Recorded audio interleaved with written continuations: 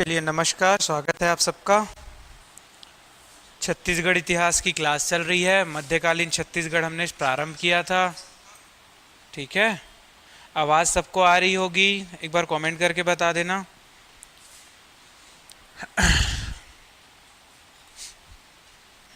इस तरफ आ जाओ।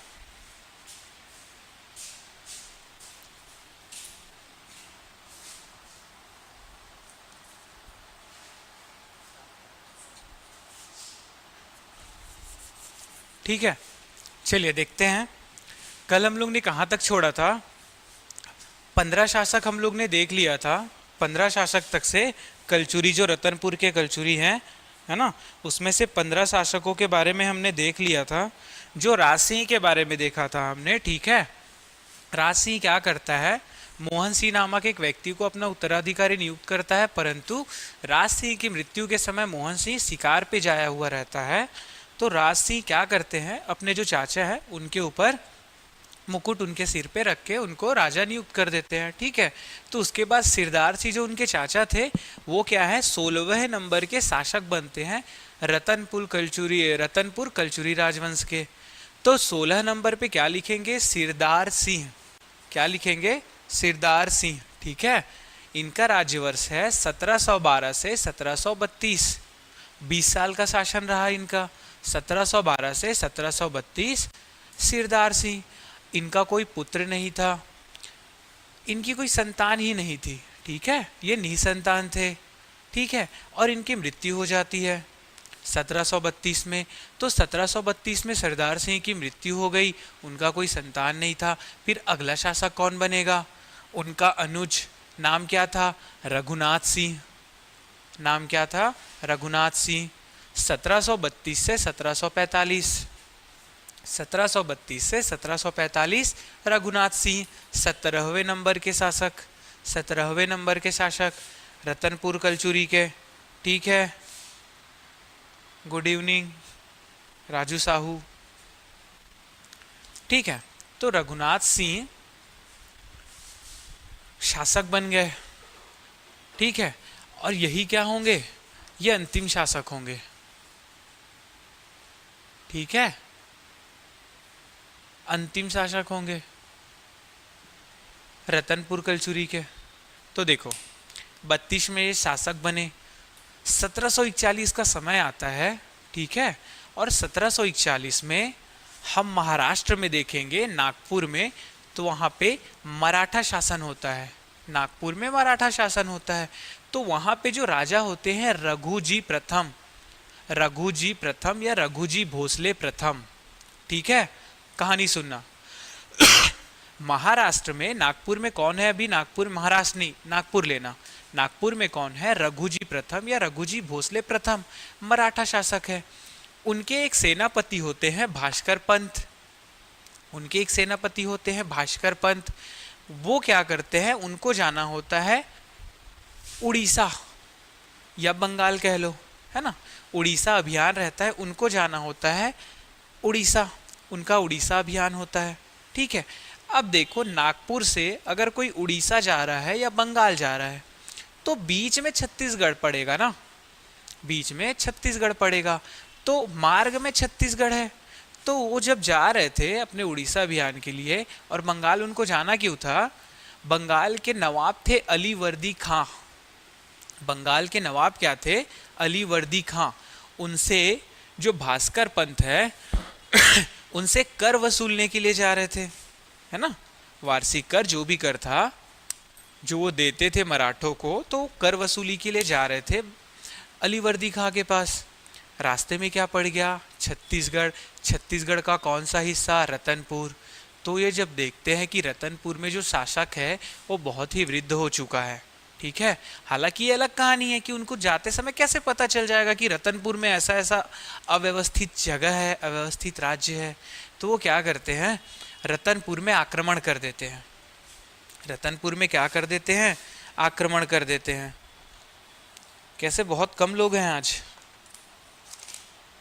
ठीक है, रतनपुर में आक्रमण कर देते हैं। रतनपुर के शासक कौन थे उस समय, रघुनाथ सिंह। ठीक है, वो वृद्ध हो चुके थे, वृद्ध हो चुके थे। और तो और उनके एकमात्र पुत्र की मृत्यु हो चुकी थी। जिनका एक पुत्र था, है ना, उनकी मृत्यु हो चुकी थी और वो शोक में आसक्त हो चुके थे। शोक में थे ना, किसी की भी पुत्र की मृत्यु होगी तो वो क्या रहेंगे, दुख में रहेंगे, शोक में रहेंगे। तो वो शोक में थे, स्थिति उनकी सही नहीं थी।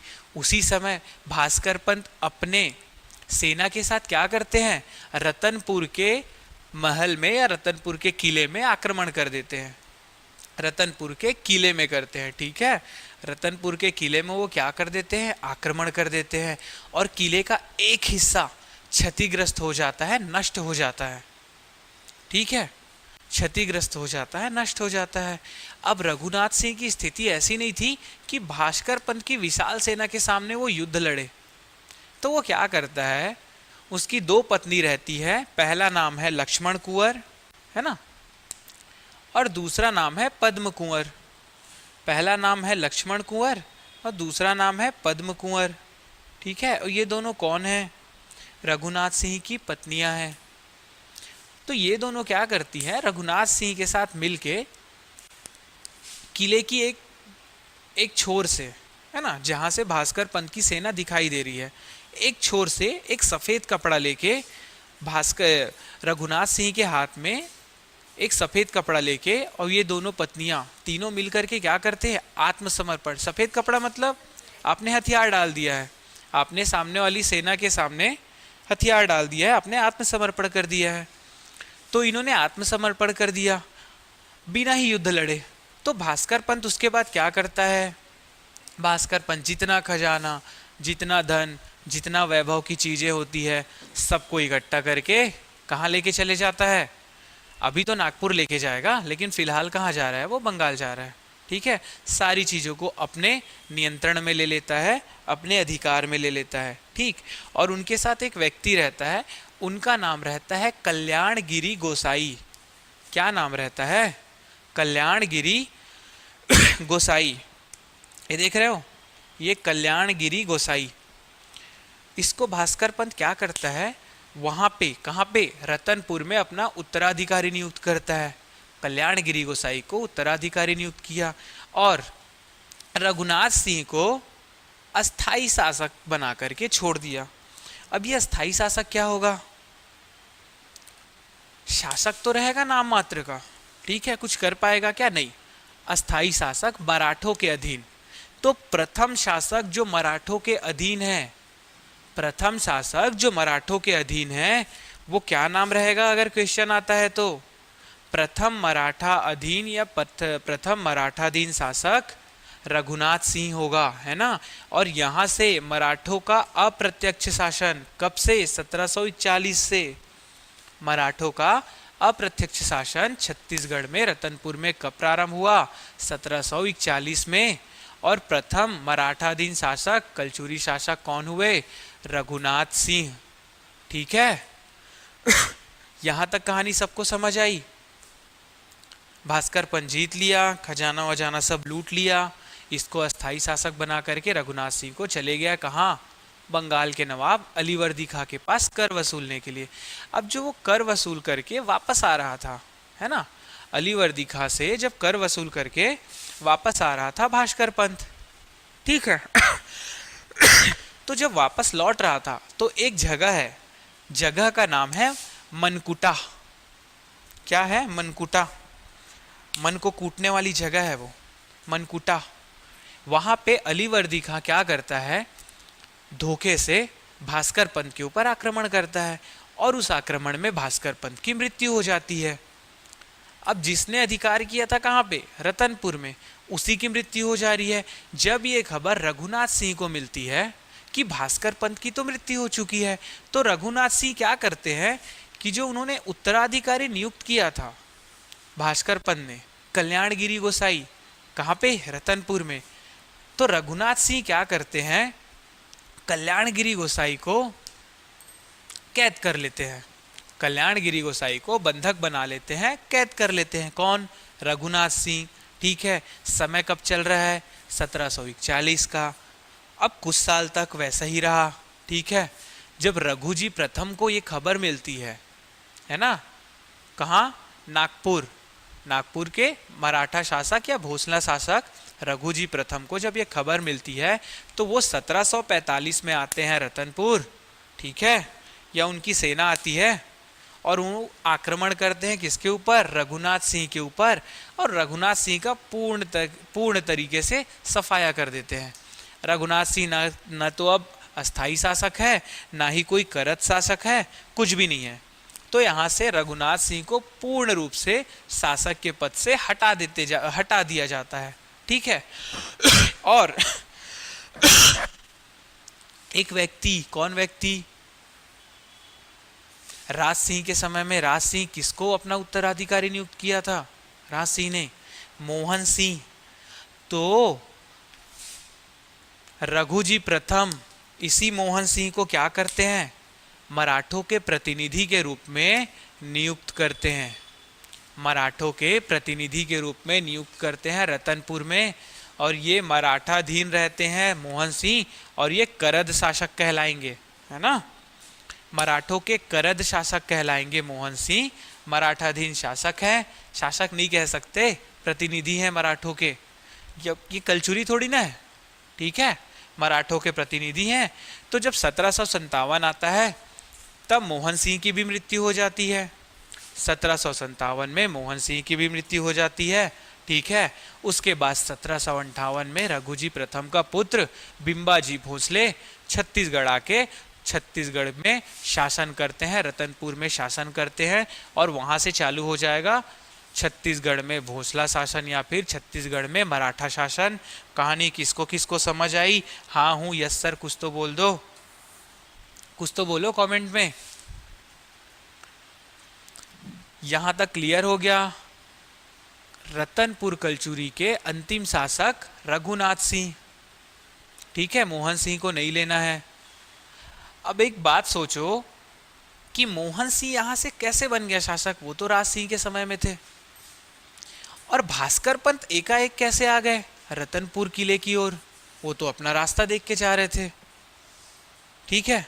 तो यहां से ये मोहन सिंह सस्पेक्ट हो रहा है, क्योंकि ये जो मोहन सिंह था ना, ये रायपुर कलचुरी का एक वहां का है ना, रायपुर कलचुरी का एक क्या था, ये वहां का व्यक्ति था, ठीक है, जो कि था रायपुर कलचुरी का। और रायपुर कलचुरी जब पढ़ेंगे अपन, है ना, तो रायपुर कलचुरी हमेशा से इनके विरोध में रहे हैं रतनपुर के, ठीक है। तो यहाँ से जब उनको राजगद्दी नहीं मिली तो उन्होंने कहीं ना कहीं से अपना क्या है यहाँ पे दुश्मनी निकाली, और अंततः उनको कुछ वर्षों के लिए राजगद्दी मिल गई, जो कि है 12 वर्ष।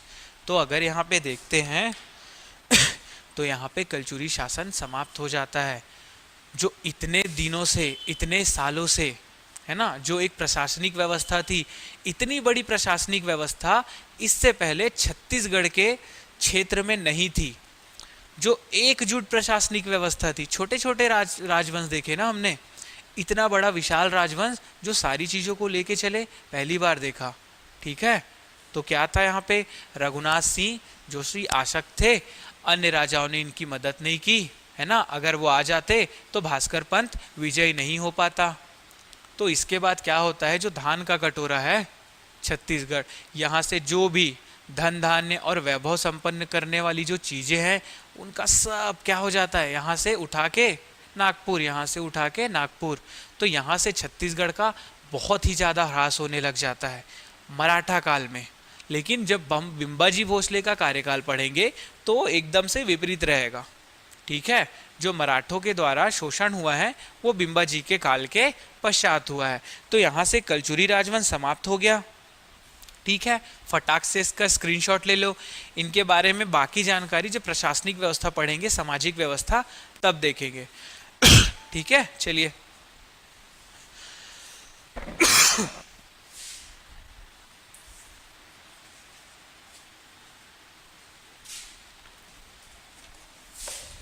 तो कलचुरी क्या हो गया, समाप्त हो गया। शासकों के बारे में जानकारी समाप्त हो गई, है ना, शासकों के बारे में जानकारी समाप्त हो गई।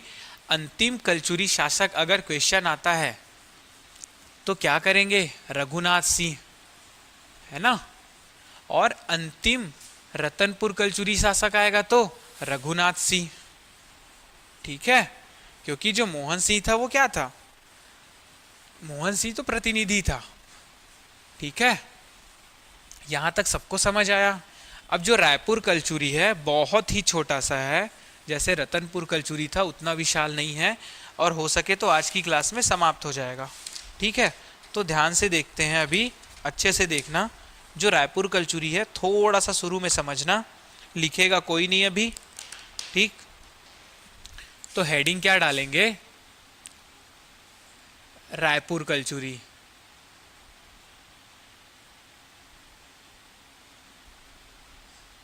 ठीक है। रायपुर कलचुरी, इसमें लिख लेना आप लहुरी शाखा, लहुरी शाखा। अगर वास्तव में देखा जाए ना तो ये रायपुर कलचुरी है ही नहीं, है ना। रायपुर कलचुरी तो कभी था ही नहीं। चलिए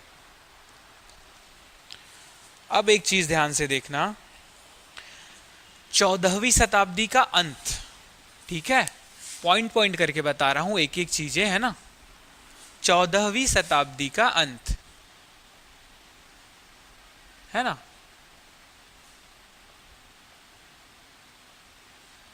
अंत के समय की बात है, 14वीं शताब्दी के अंत के समय की बात है। ध्यान से, अगर रतनपुर कलचुरी याद है ना तो वहीं से निकला है रायपुर कलचुरी, ठीक है। 14वीं सदी के अंत के समय में रतनपुर कलचुरी, है ना, रतनपुर कलचुरी, इसमें एक शासक हुए, ठीक है। शासक का नाम क्या था, जगन्नाथ,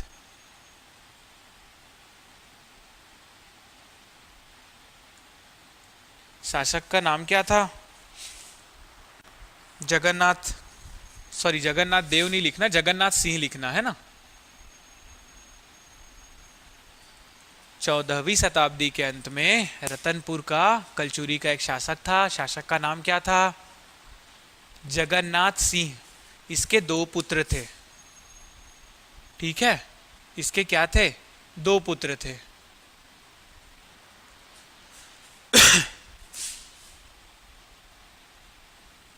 दो पुत्र थे, क्या क्या थे भाई, दो पुत्र। पहले जो थे, है ना, पूर्व लिखा हूं, पुत्र है ये, ठीक है। पहला जो है वो है वीर सिंह, ठीक है। और जो दूसरा है वो है देव सिंह, या फिर इसको देवनाथ सिंह भी लिख सकते हो, कहीं कहीं पे आपको देवनाथ सिंह मिलेगा। अगर दो नाम तीन नाम मैं बता रहा हूं तो वो इसलिए है क्योंकि क्वेश्चन किसी भी नाम से पूछा जा सकता है, ठीक है। तो ऐसा नहीं कि सर तो हमको देव सिंह पढ़ाए थे, यहाँ पे तो देवनाथ आ गया। तो पहले पुत्र का नाम क्या है, जगन्नाथ सिंह के वीर सिंह। दूसरे पुत्र का नाम क्या है, देव सिंह, वीर और देव, ठीक है। यहां तक कहानी समझ आ गई। समय कब का है, 14वीं शताब्दी के अंत का। रतनपुर के कलचुरी शासक कौन थे, जगन्नाथ सिंह, ठीक। अब जगन्नाथ सिंह की मृत्यु के बाद जो वीर सिंह है ये क्या बन जाता है, कलचुरी शासक, है ना। कलचुरी शासक कौन बन गया, वीर सिंह बन गया जगन्नाथ सिंह के मृत्यु के बाद, क्योंकि यही तो ज्येष्ठ पुत्र था, ये बड़ा बेटा था, ठीक है। ज्येष्ठ पुत्र कौन था, वीर सिंह था, पहला पुत्र। यहां तक कहानी सबको समझ आ गई। अब क्या हुआ, इसी वीर सिंह ने क्या किया, अपने समय में शिवनाथ नदी, है ना, शिवनाथ नदी के उत्तर और शिवनाथ नदी के दक्षिण, है ना। शिवनाथ नदी का उत्तर भाग, उत्तर, और ये शिवनाथ नदी का दक्षिण।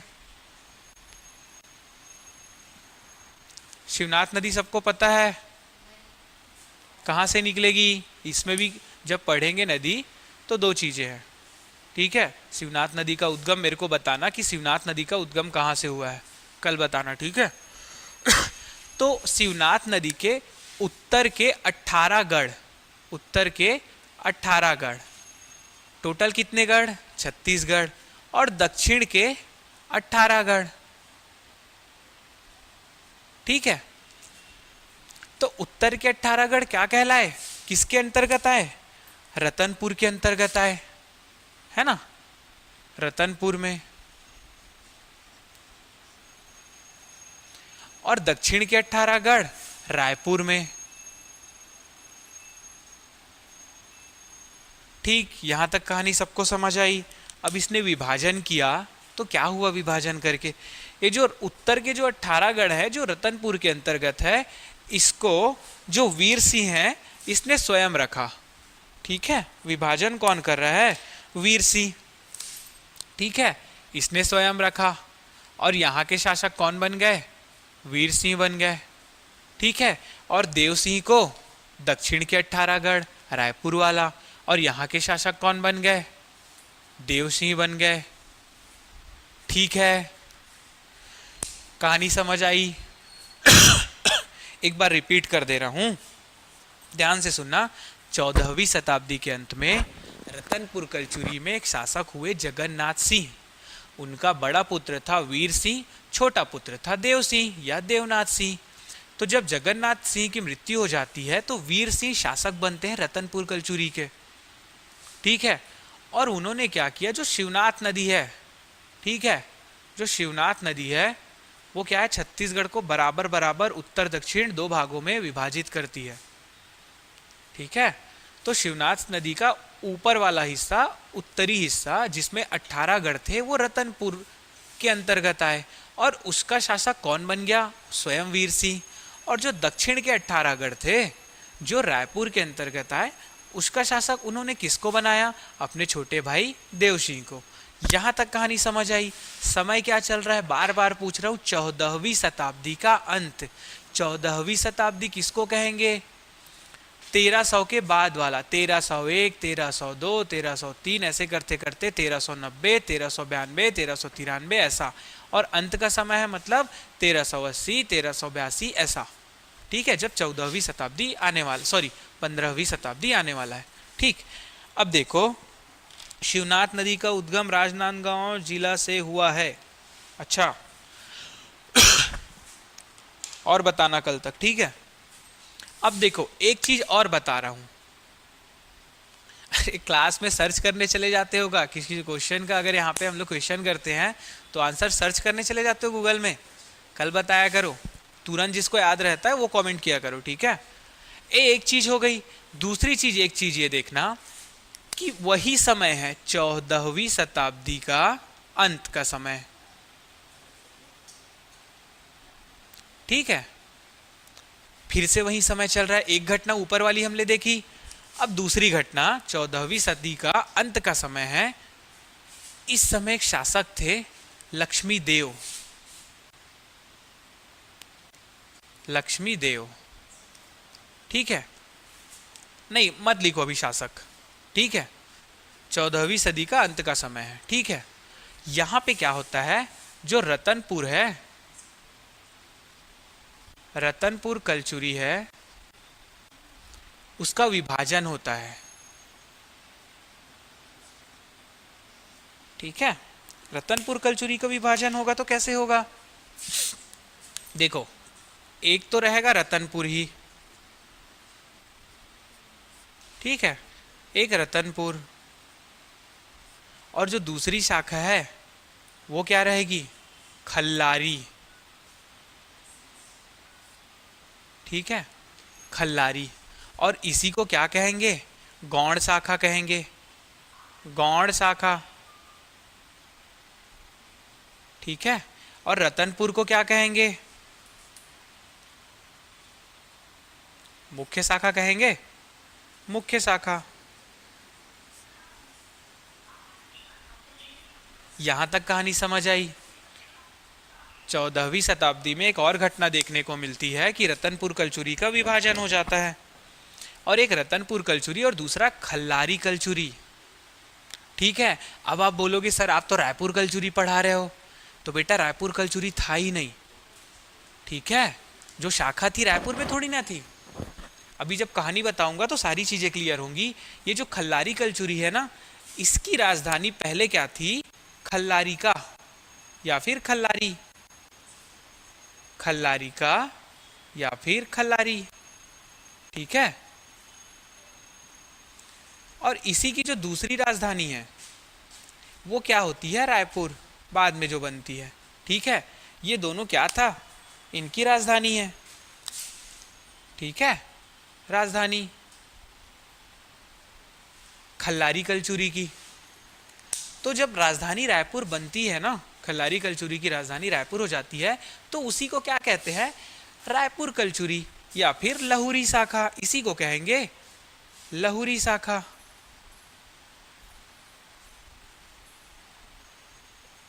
ठीक है, या फिर रायपुर कलचुरी। समझ आई कहानी? दो घटनाएं हुई हैं, समय एक ही है। अब एक बात सुनो, कलचुरी राजवंश का अंधकार युग कहाँ पे है?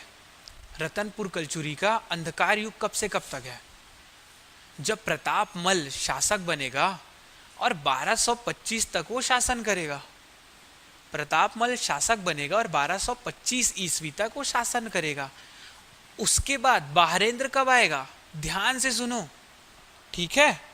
बहारेंद्र कब आ रहा है?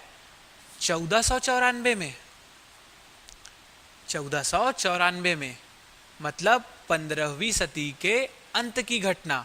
और ये घटना मैंने कब बताई है? 14वीं सदी के अंत की घटनाएं हैं ये। उस समय रतनपुर कलचुरी का अंधकार युग चल रहा था। और ये इसलिए बता रहा हूं कि आप बोलोगे सर हम लोग तो पढ़ रहे थे, बीच में तो ये शासक आए नहीं जो जगन्नाथ बता रहे हो, ठीक है। तो ये क्या था? अंधकार युग के समय। और ये जानकारी कहाँ पे मिलेगी? ये अभी हम देखेंगे, ठीक। यहाँ तक कहानी समझ आ गई। एक में क्या हुआ?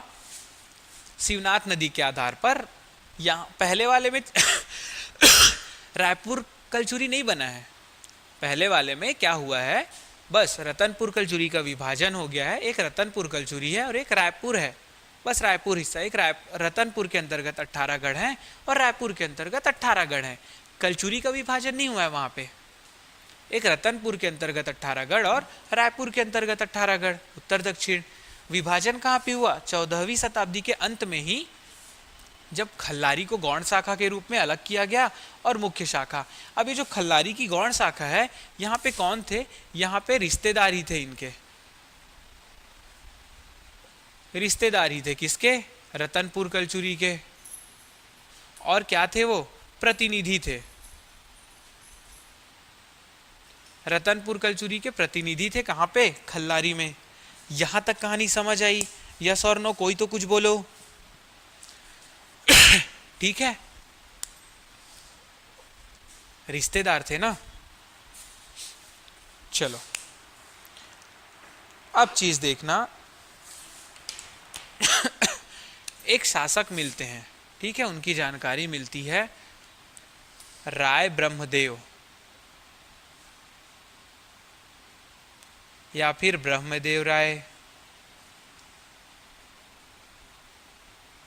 राय ब्रह्मदेव या फिर ब्रह्मदेव राय, है ना, ठीक है। दोनों एक ही नाम है। या फिर ब्रह्मदेव राय, हरि ब्रह्मदेव राय,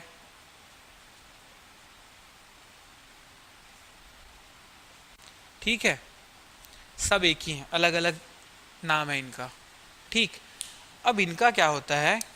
इनके दो शिलालेख मिल रहे हैं, दो शिलालेख, ठीक है। हरि ब्रह्मदेव राय, राय ब्रह्मदेव या फिर ब्रह्मदेव राय के दो शिलालेख मिलते हैं। पहला कहाँ से मिलता है? रायपुर से। और उसकी तिथि क्या है जो रायपुर से मिल रही है? उसकी 1402 ईस्वी। ध्यान से सुनो यहाँ पे, ठीक है। दूसरा जो शिलालेख मिल रहा है वो मिल रहा है खल्लारी से और उसकी तिथि है 1415। समझ आया?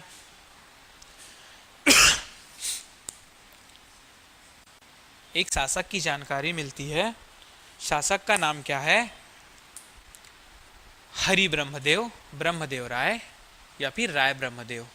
इनके दो शिलालेख मिल रहे हैं। पहला है रायपुर से, उसकी तिथि है 1402 ईस्वी। दूसरा है खल्लारी से 1415 ईस्वी। ठीक है, यहाँ तक जानकारी। अब ये जो खल्लारी है ना, जो खल्लारी शिलालेख है, खल्लारी जो शिलालेख है, ठीक है, इसमें क्या हो रहा है?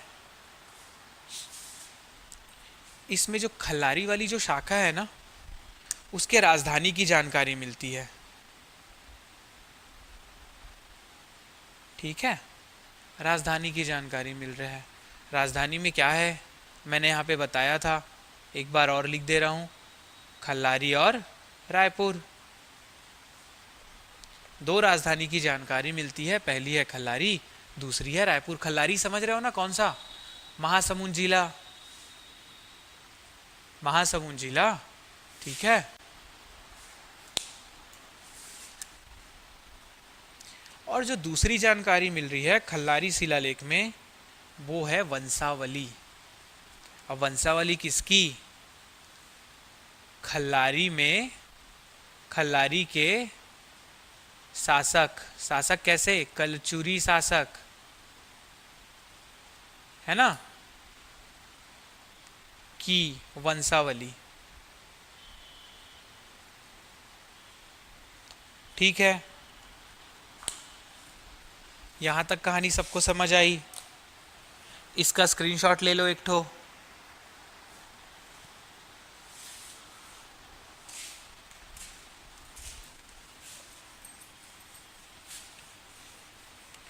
तो यहां तक कहानी क्या है? 14वीं अभी क्या पढ़ रहे हैं? रायपुर कलचुरी, है ना, जो कि वास्तविक में रायपुर कलचुरी है ही नहीं। और क्यों नहीं है मैंने बता भी दिया आप लोग को। इसी को क्या कहते हैं? लहुरी शाखा कहते हैं। ठीक है, तो यहाँ पे क्या हुआ है, 14वीं शताब्दी के अंत का समय चल रहा है ना, और वहाँ पे एक रतनपुर में कलचुरी शासक है जगन्नाथ सिंह। उनके दो पुत्र होते हैं, बड़ा है वीर सिंह, छोटा है देव सिंह। तो वीर सिंह जब शासक बनता है जगन्नाथ सिंह की मृत्यु के बाद, तो वो शिवनाथ नदी के आधार पे जो उत्तर वाला है उस पे 18 गढ़ स्वयं रखता है ना, और वहाँ पे शासन करता है। और जो रायपुर वाला हिस्सा है जिसमें 18 गढ़ है, वहाँ पे छोटे भाई देव सिंह को शासन करने के लिए भेजता है। ये एक घटना हो गई थी। दूसरी घटना क्या होती है? 14वीं शताब्दी के अंत का ही समय चल रहा है और रतनपुर कलचुरी की एक नई शाखा खुलती है। विभाजन नहीं कहेंगे उसको, है ना, एक नई शाखा खुलती है, वो है खल्लारी कलचुरी। क्योंकि खल्लारी कलचुरी में रतनपुर कलचुरी के ही रिश्तेदार हैं, इनका प्रतिनिधित्व करने के लिए बैठे हैं। ठीक है, यहां तक देख लिया था हमने। और रायपुर कलचुरी क्यों कहलाया? क्योंकि खल्लारी की राजधानी खल्लारी थी, उसके बाद आगे चल के रायपुर हो जाती है, इसलिए उसको लहुरी शाखा या रायपुर कलचुरी कहा जाता है। उसके बाद एक शासक की जानकारी मिलती है, ब्रह्मदेव राय। उसका दो शिलालेख, एक है रायपुर शिलालेख 1402 ईस्वी और दूसरा है खल्लारी शिलालेख 1415 ईस्वी। और खल्लारी शिलालेख में क्या विशेष चीज़ है? वहाँ पे खल्लारी में जितने भी कलचुरी शासक हुए उनकी जानकारी या फिर वंशावली मिल रही है, और राजधानी जो कि दो थी, खल्लारी और रायपुर, उसकी जानकारी मिल रही है। ठीक, अब देखो, जो वंशावली मिली थी खल्लारी शिलालेख से, वहाँ पे जो शासकों की जानकारी मिली है, ठीक है, तो उन शासकों के बारे में हमको देखना है। ठीक है, ज़्यादा नहीं है, 5 शासक हैं, छोटा छोटा, बहुत छोटा छोटा, और बस कहानी है छोटी छोटी। तो जो पहला शासक आ जाएगा, पहला शासक आ जाएगा, वो क्या रहेगा?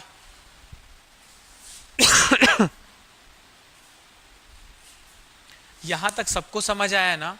वंशावली मिली है खल्लारी शिलालेख में। खल्लारी में जो कलचुरी शासक हुए ना, उनका नाम उल्लेख कि कौन शासक, कौन आया, फिर कौन आया। समझ गया वंशावली का मतलब?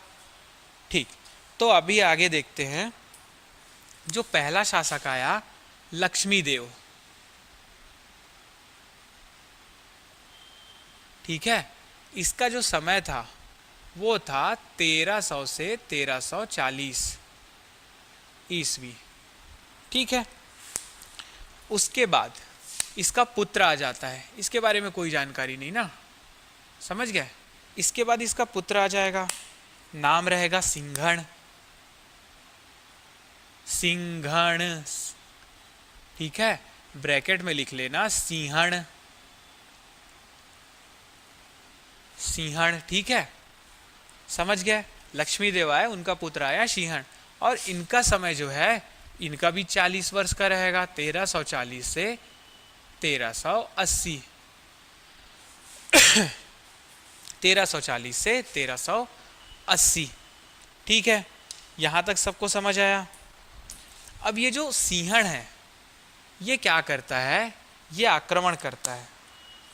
सिंहण कहाँ पे है, खल्लारी में है, ठीक है, सिंहण कहाँ पे है, सिंघण बोलते हैं ना, सिंघण कहाँ पे है, खल्लारी में, और ये आक्रमण कर रहा है। आक्रमण किसके ऊपर कर रहा है, वीर सिंह, सॉरी देवसिंह, और देवसिंह कहाँ पे है, रायपुर में है, ठीक है, समझ गए। सिंघण ने आक्रमण किया देवसिंह पे, देवसिंह कहाँ पे है, देवसिंह रायपुर में है, और परास्त कौन होता है इसमें, पराजित कौन हो जाएगा, ये देवसिंह, ठीक है। तो देवसिंह को परास्त करके ये जो सिंहण है, ये जो पूरे जो 18 गढ़ हैं, है ना, जो रायपुर के जो 18 गढ़ हैं उनको जीत लेते हैं।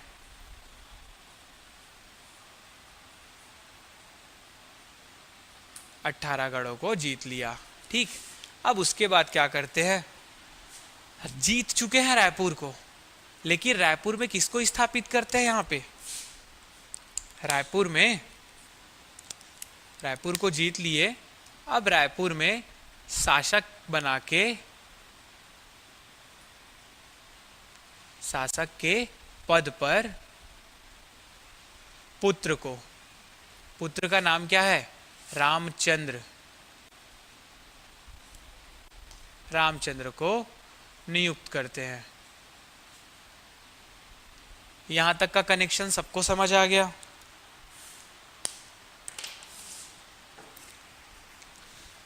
जो खल्लारी शिलालेख है उसमें जो वंशावली है उसमें प्रथम शासक मिल रहे हैं लक्ष्मी देव, उनका कार्यकाल है 1300 से 1340।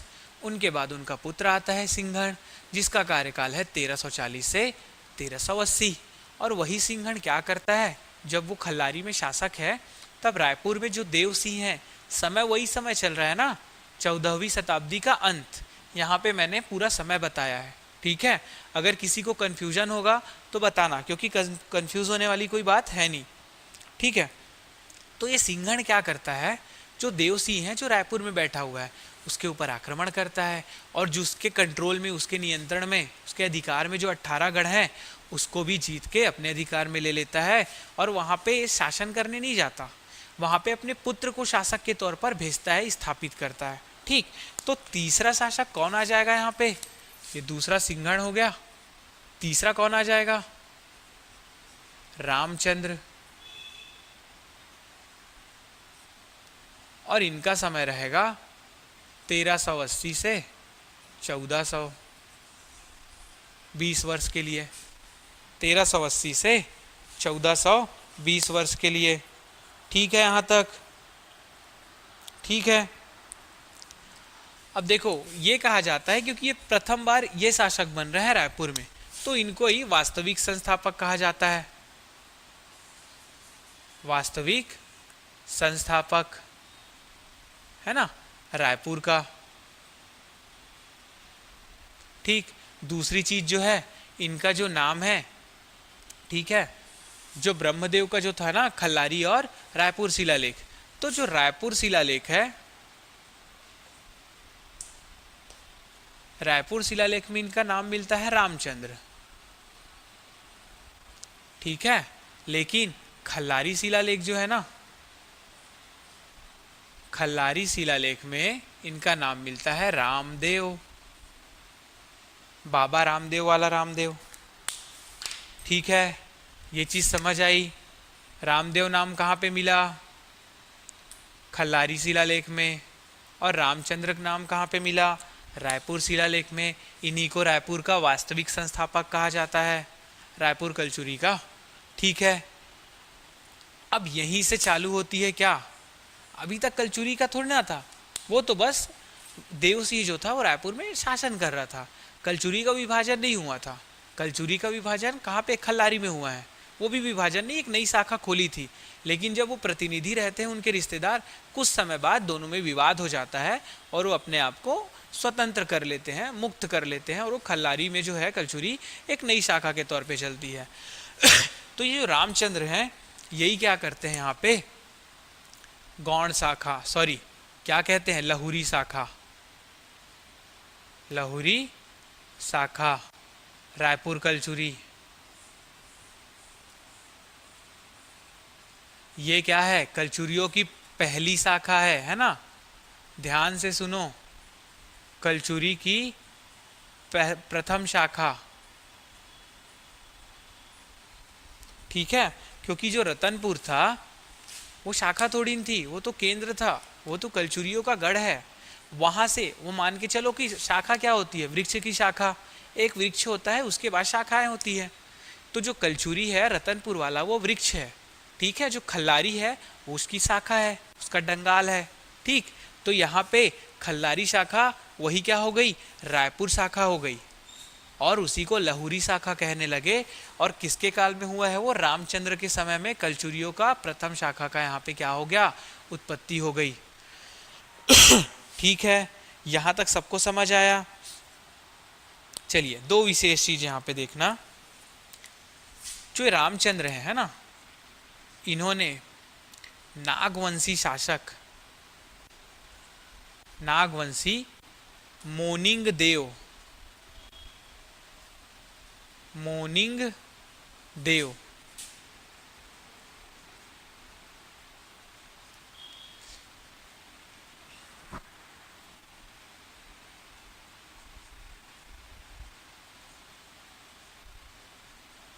ठीक है, नागवंशी शासक मोनिंग देव। कहीं कहीं पे आपको भोणिक देव लिखा मिलेगा, भोणिक देव। ठीक है, इसको क्या किया था इन्होंने? पराजित किया था, है ना? पराजित किया था। मोनिंग देव को, नागवंशी शासक है मोनिंग देव, उनको पराजित किसने किया था? रामचंद्र ने। ठीक है, रायपुर कलचुरी के रामचंद्र ने किसको पराजित किया था? मोनिंग देव को। ठीक, एक और विशेष चीज, बहुत ही विशेष है, यहां से ध्यान से सुनो। इन्होंने, ठीक है, अपने पुत्र के नाम पर एक नगर बसाया। ठीक है, पुत्र के नाम पर नगर बसाया। और पुत्र कौन था इनका? पुत्र कौन था? राय ब्रह्मदेव, जिनका शिलालेख पढ़ रहे हैं ना। राय ब्रह्मदेव कौन थे? इनके पुत्र थे। तो इन्होंने नगर बसाया, ठीक है, और उस नगर का नाम क्या रखा? क्या रखेंगे नाम? बताओ। देखो, राय धनपुर। ठीक है, पुर का मतलब क्या होता है? नगर होता है। ठीक है, तो इसका अर्थ क्या हुआ? राय का नगर। ठीक है, राय का नगर। तो राय का नगर क्या बनता है? ये रायपुर। ठीक है, अपने पुत्र के नाम पे, उनके पुत्र का नाम था राय ब्रह्मदेव या हरि ब्रह्मदेव राय या ब्रह्मदेव राय। उसके नाम पर क्या बसाया इन्होंने? रायपुर नगर। और ये घटना कब हो रही है? 1400 में। 1400 ईस्वी में रायपुर बन गया, जहाँ पे अभी छत्तीसगढ़ है, सॉरी छत्तीसगढ़ की राजधानी, ठीक है, थी। अभी तो नवा रायपुर है। ठीक है, यही रायपुर है जहाँ से क्लास चल रही है। 1400 में रायपुर बन गया। किसका पढ़ रहे हैं? रामचंद्र का। वास्तविक संस्थापक थे ये। रायपुर शिलालेख में इनका नाम मिलता है रामचंद्र, खल्लारी शिलालेख में रामदेव मिलता है। इन्होंने नागवंशी मोनिंग देव या फिर भोणिक देव को पराजित किया था और अपने पुत्र राय ब्रह्मदेव के नाम पर एक नगर बसाया। उसका नाम इन्होंने रायपुर रखा। और वो कब बसाया? 1400 में, 1400 ईस्वी में। यहाँ तक घटना सबको समझ आई? कौन से क्रम के शासक है वो? तीसरे क्रम के शासक हैं। ठीक है, तीसरे क्रम के शासक हैं। चलो स्क्रीनशॉट ले लो इसका।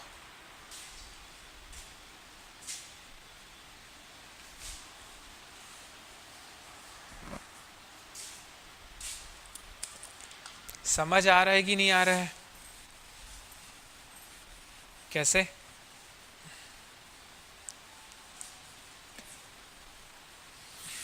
ऐसे ऐसे समझ नहीं आ रहा है? देखो, जो खल्लारी कलचुरी में जो वंशावली मिली है खल्लारी शिलालेख से, वहाँ पे प्रथम शासक के बारे में जानकारी मिलती है। उनका नाम है लक्ष्मी देव। उनका राज्य वर्ष है 1300 से 1340 और ये घटना है 14वीं शताब्दी की, है ना, 14वीं शताब्दी की। उसके बाद उनका पुत्र आता है सिंघण, जो कि क्या करता है? देव सिंह को पराजित करके रायपुर में अपना अधिकार जमा लेता है। ये घटना है 1340 से 1380 अर्थात 14वीं शताब्दी के अंत की। उसके बाद उनका पुत्र आता है रामचंद्र। अब रामचंद्र का पुत्र अभी मैंने नाम बताया क्या था? राय ब्रह्मदेव। राय ब्रह्मदेव, ठीक है। और रामचंद्र का शासनकाल कब से कब तक था? 1380 से 1400 तक। ठीक। अब ये हरि ब्रह्मदेव या ब्रह्मदेव राय, इनका कब से कब तक रहेगा? 1400 से 1420 तक। ठीक है, बहुत इजी है। 1400 से 1420 तक। अब देखो, जो अभिलेख है शिलालेख है ना, तो अभिलेखों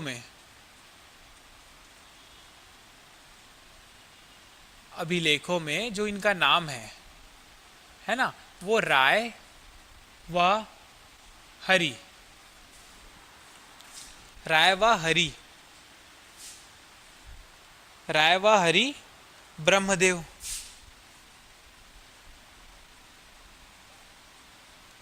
ये मिलता है अभिलेखों में। नाम क्या मिलता है?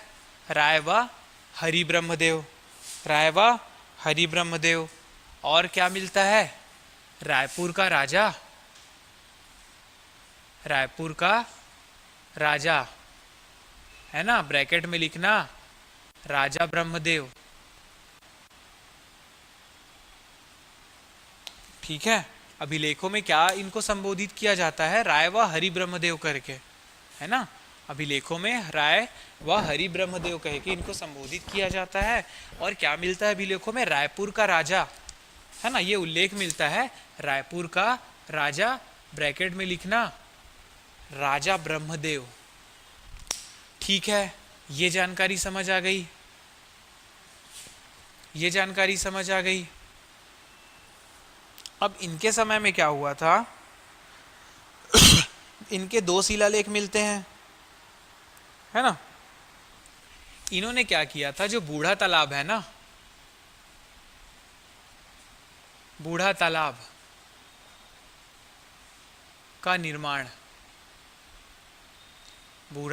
निर्माण, राय ब्रह्मदेव, जिनके नाम पे शहर है, ठीक है, वही तो क्या करेंगे? बूढ़ा तालाब का निर्माण करवाएंगे।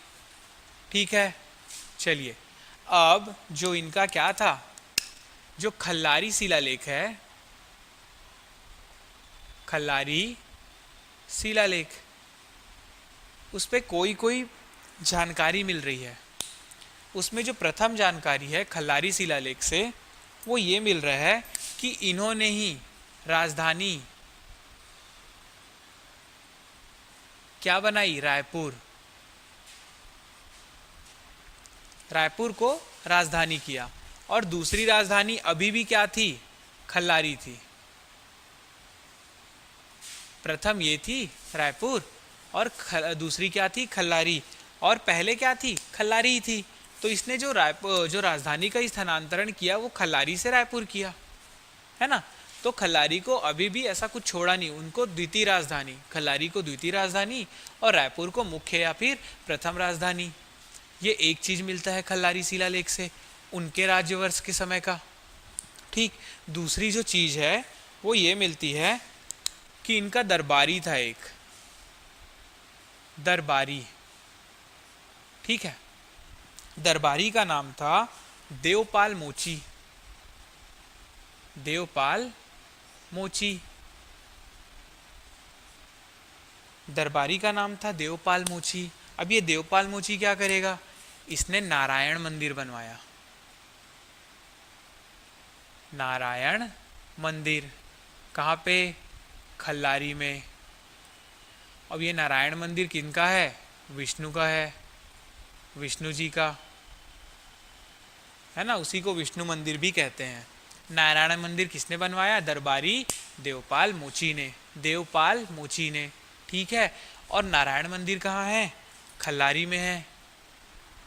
इनके एक और दरबारी थे, एक ही दरबारी थोड़ी न रहेंगे, एक और दरबारी थे,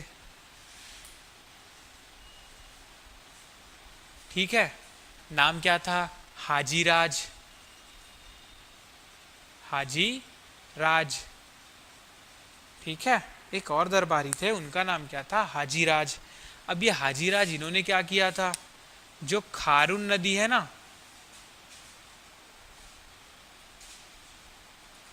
खारून नदी के तट पे क्या है बताओ, हटकेश्वर महादेव,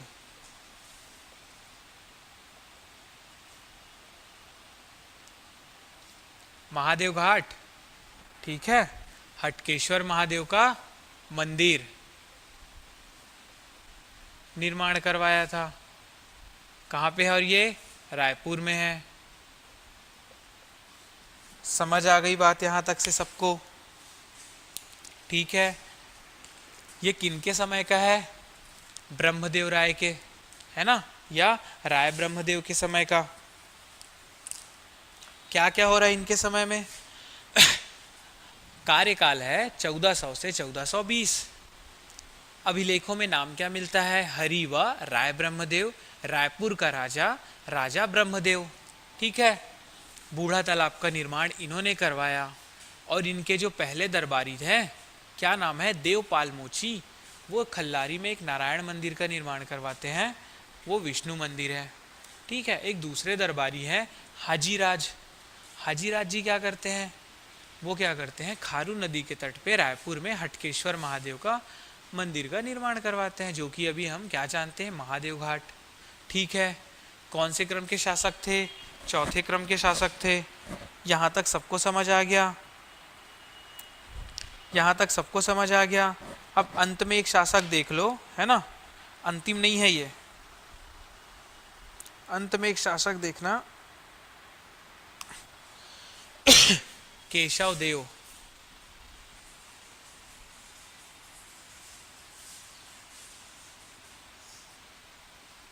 केशव देव का कार्यकाल कब से कब तक रहेगा, 1420 से 1438, केशव देव, ठीक है।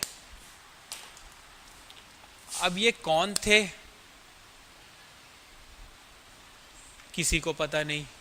कहाँ से आए थे, किसी को पता नहीं। केशव देव कौन थे, कहाँ से आए थे, किसी को पता नहीं, ठीक है।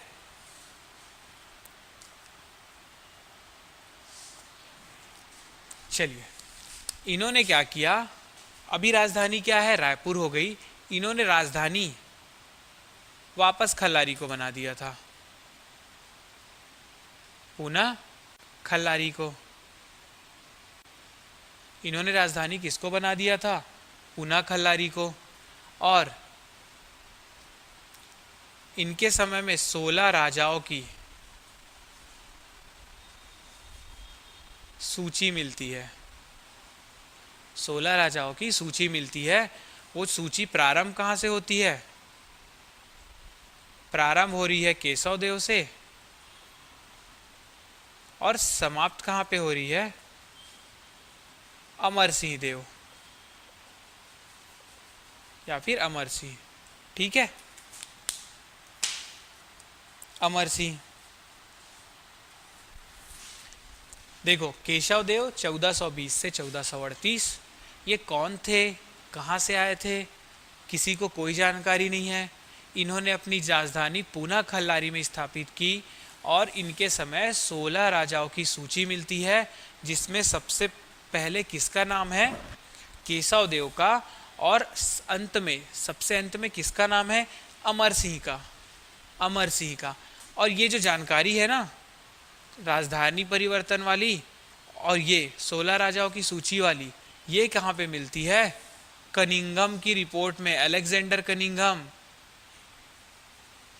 कनिंघम की रिपोर्ट में। ठीक है, अब आप लोग के लिए होमवर्क ये है कि ये जो 16 राजा थे ना, 16 जो राजा थे, इनका नाम आपको बताना है। 16 राजाओं का नाम बताना है। क्लास में बताओगे तो क्लास में बताना, नहीं तो ग्रुप में डालोगे या टेलीग्राम में या पर्सनल मैसेज, कैसे भी हो। ठीक है, ये जो 16 राजा हैं इनके बारे में आपको बताना है। ठीक है, ठीक है, चलो। उसके बाद है एक छोटा सा देख लेना, केशव देव के बाद आएगा एक भुवनेश्वर देव।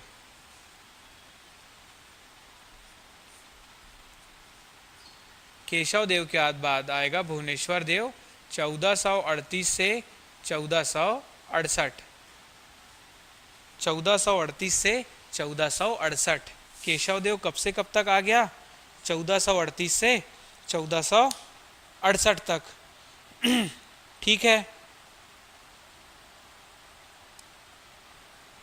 अब इसने क्या किया, बस एक चीज देख लो। बूढ़ा तालाब के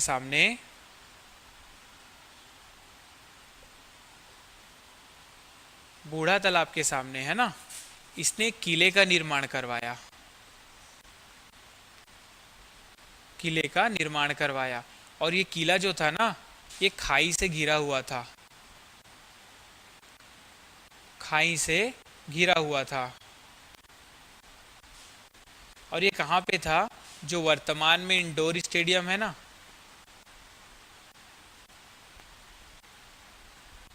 वहीं पे, वर्तमान में इंडोर स्टेडियम। समझ में आया सबको?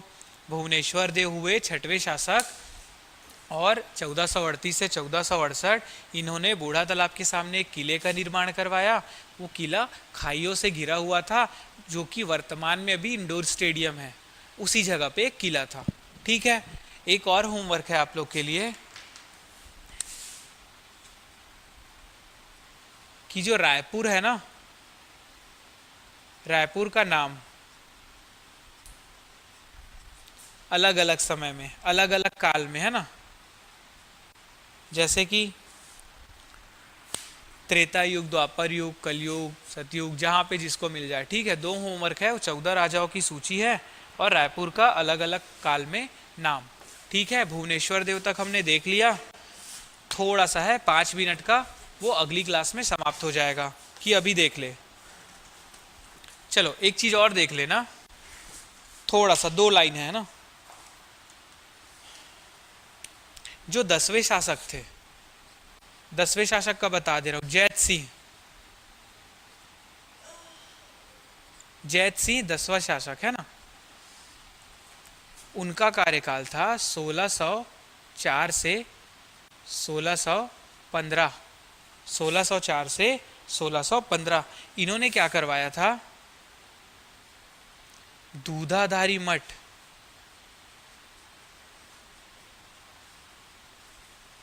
निर्माण।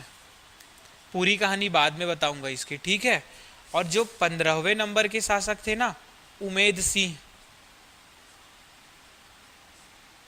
उमेद सिंह 15वें नंबर के शासक कौन है? उमेद सिंह, या फिर मेर सिंह लिख लेना इसको ब्रैकेट में, मेर सिंह। इन्होंने क्या करवाया था?